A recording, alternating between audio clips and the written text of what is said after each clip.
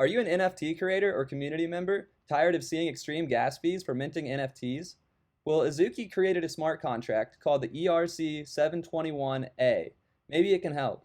This video will help you decide if it is the right contract for your project.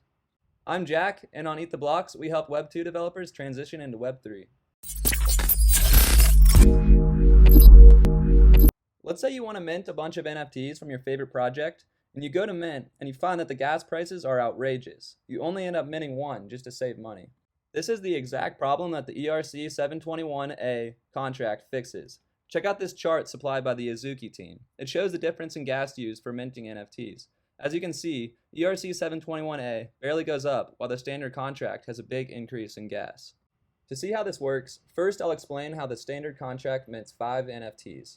Once a transaction is started, the contract will find the total supply amount and start minting with the next token ID.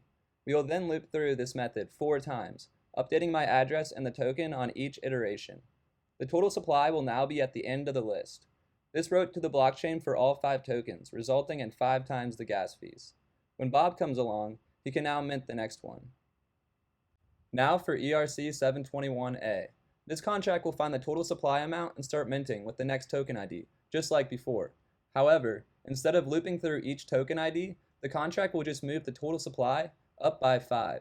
This is what the result is. We now have 4 NFTs with apparently no owner.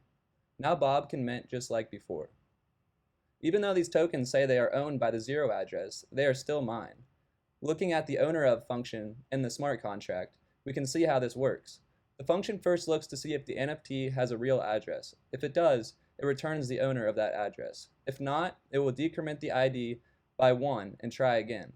The contract will keep doing this until it finds a non-zero address to return. In our case, if we ask for the owner of ID 3, the contract would start at 3, then 2, then 1, and then it would find my address at ID 0 and return that address. Since this is a read function, it won't take any extra gas. However, as with all gas optimization, it comes with a cost.